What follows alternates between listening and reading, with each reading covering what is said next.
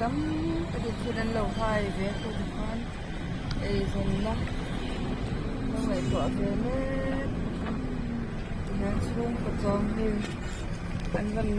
khoi khak tak em kan phal zoi thak te pa nei heng lai u man lo thiệt thiar bo ka he ti han heng kan thiar san te hi tui riêng đừng nhẹ nhẹ khó này cho tụi mình sẽ bật vào sóng bồn này nhưng khô tụi mình phải chín hết thôi à tên thiệt là dễ là đâu khô tên hal dễ là mà hiện đại là chân về rồi nha một chỗ thì còn một rắn sắc sẽ lâu các bằng khối rồi khởi lệ thế phải mung chân là làm ạ cả lỗ lỏm lẽ vét châu à thì chuan với ni som ni pali hiền isu thar oma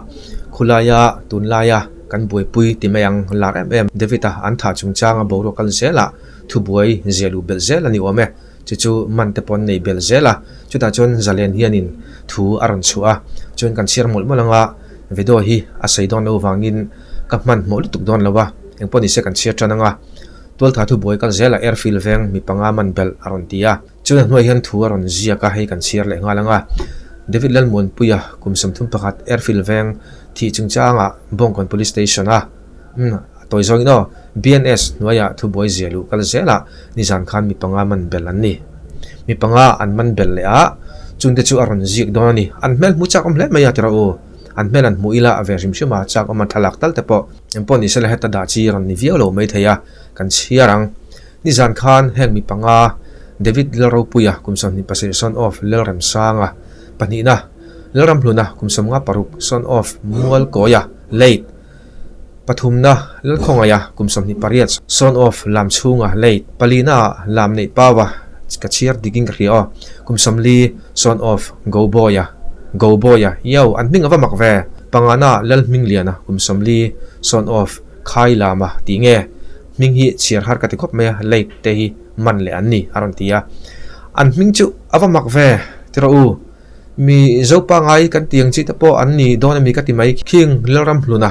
lal khongaya kumsam ni pariat lam nei pa wate lal ming lian te pa ho han ti mai la leitan tia an bo ral to a emponi sela mi zopa ngai chu anni ka waring lem lo ve ti lam ming hi maksak deuh hi om the mero chu go boya ti te khi tiang te khi lam nei pa wa kumsam li ti te khi mi zo dik tak anni em ka soi thiam lem lo a rin dan le ngai dan soi thiang kan ti mi o wangin karin dan le ngai dana chuanin mi zopa ngai anni ka ring lem lo ti kha karon soi ni sela chun anoi mi kan chia sun jam le ang ni som pare tha som pani san ni som ni pali zana thil thleng chung chang hi chui mek zel ni ni som ni pani tha som pani san ni som ni pali khan airfield veng VDP secretary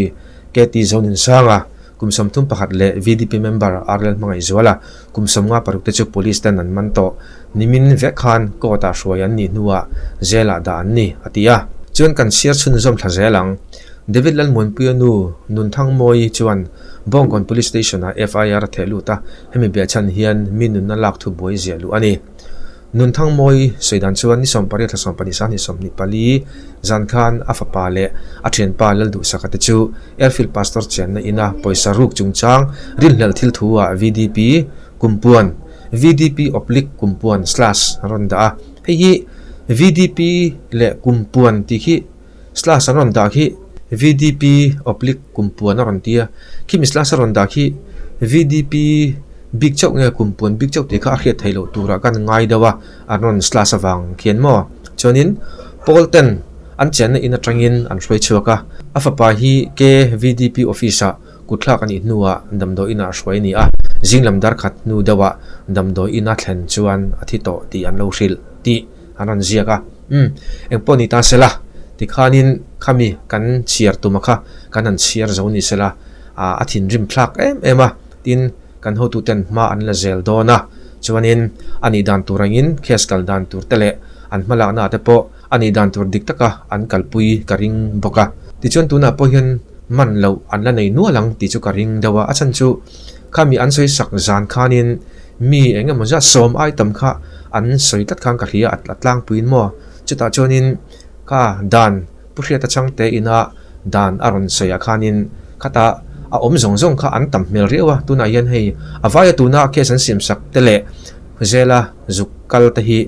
zela man zukda ta hi voina mi panga ani a mai mi pahni ania pasari ani to ta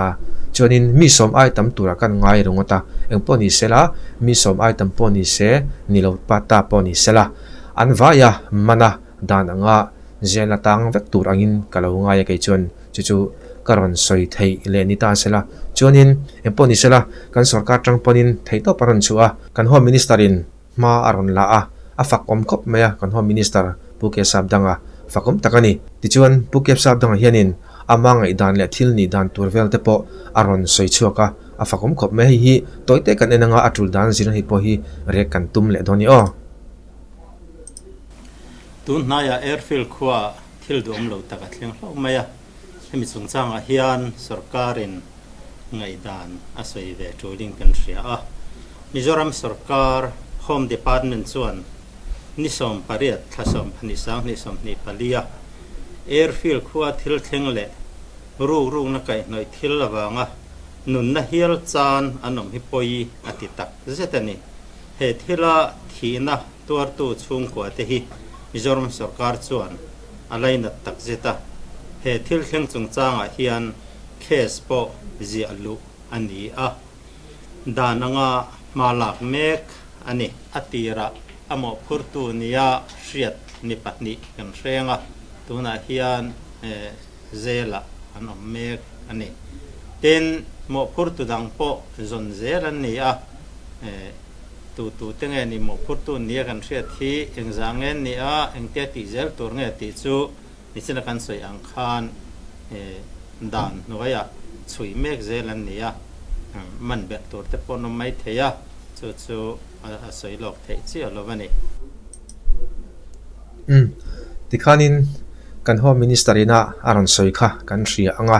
dan chu dan ani mi wangin le tol tha thu buai ani a chuan dan angin an kal zel don ani ti a hriata VDP an ni emo kumpuan an ni emo khami